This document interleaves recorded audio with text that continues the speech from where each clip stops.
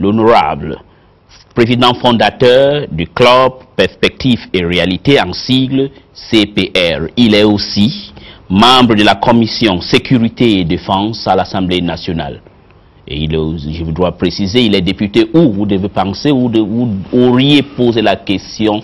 Il est député à Mungali 1. C'est lui qui a battu Monsieur Clément Mirassa. Alors, Monsieur Aimé Edivet Mouani, c'est un honneur pour vous recevoir aujourd'hui. Comment vous vous portez?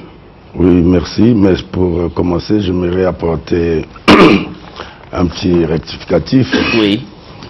Je n'ai pas battu que M. Mirassa, puisque le sortant, c'était M. Moussodia Bona. Oui. Mirassa, c'était un des figurants de cette élection. D'accord. Voilà, au compte de l'opposition, tout comme d'autres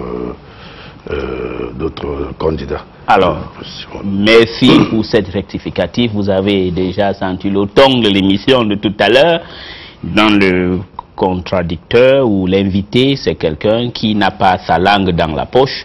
C'est un peu surprenant pour ceux qui sont alliés au parti congolais du travail, qui sont adeptes de la langue du bois.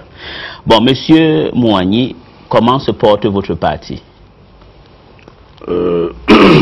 Nous pouvons le dire très clairement que le parti se porte bien. Et à l'issue de notre congrès, nous avons mis en place nos instances afin que nous commençons et continuons notre travail dans le sens de cette dynamique. On veut toucher bon nombre de nos concitoyens. Donc, de ce point de vue, il n'y a pas de problème. D'accord, de ce point de vue, il n'y a pas de problème. Mais maintenant, pour ceux qui ne connaissent pas, nous avions eu notre reporter qui vous a accompagné, c'était M. Guy Blaise de Seydou. Vous étiez en région, à l'intérieur du pays. Vous étiez là pour faire quoi? Mais je suis politique, tout d'abord.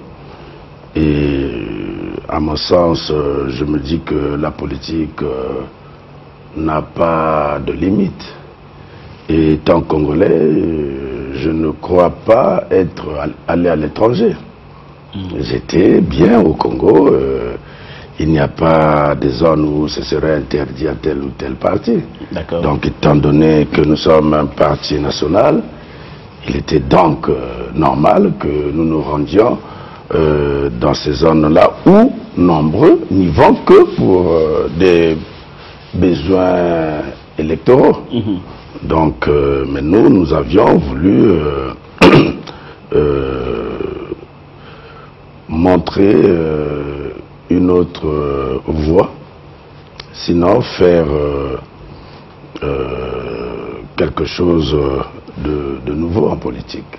Quelque chose de nouveau. C'est-à-dire ne pas aller au contact des populations que pour obtenir leur voix, mais aussi pour des échanges, pour comprendre ce qui c'est leur environnement, comment ils vivent, voilà, prendre un peu en compte leur quotidien. Prendre un peu en compte leur quotidien. Et je voulais vous poser, avant de demander là où vous étiez précisément, parce que les gens vont vous demander, oui, vous étiez au Congo, vous étiez où précisément, mais avant que je vous pose cette question, avant que vous n'alliez à l'intérieur du pays, comme vous êtes député de Mungali 1, à un certain moment, vous avez aussi décidé de faire une campagne. Ce n'était pas aussi en période électorale. La question que les gens se sont dit, vous l'aviez fait, ça a coïncidé le jour où les opposants du collectif, ou la branche radicale de l'opposition, tenaient un meeting au boulevard. Il s'était dit, maintenant vous avez me dit c'est faux, que vous aviez fait ça, c'était pour que les gens ne viennent pas au meeting. Donc vous avez déjà fait une stratégie de déviation. C'était vrai ou faux?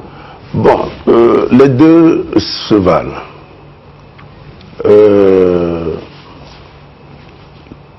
La première, on avait un calendrier élaboré au cours de nos rencontres citoyennes. Il était donc inscrit qu'on devait, ce jour-là, introniser les différents présidents d'arrondissement dans leur arrondissements respectifs. Et bon, la coïncidence a fait que l'opposition devrait aussi tenir son meeting et le CPR n'a fait que mettre en application ce qui a été déjà arrêté dans notre programme d'activité. Et secondo, la mission politique consiste aussi à se mesurer lorsque votre adversaire tient ou veut tenir un meeting. Il est normal que vous aussi vous essayez de créer quelque chose pour essayer de vous mesurer. Donc, on a vu ça lors de la campagne présidentielle en France.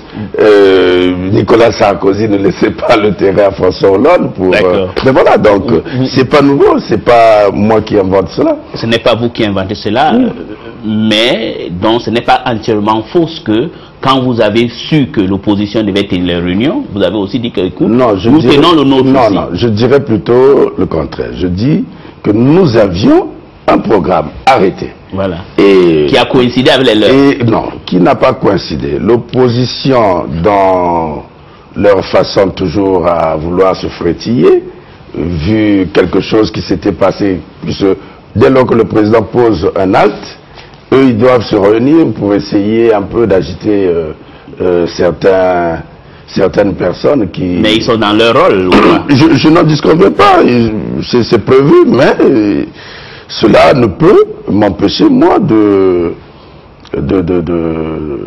mettre en application ce qui a été arrêté par le parti. D'accord, mais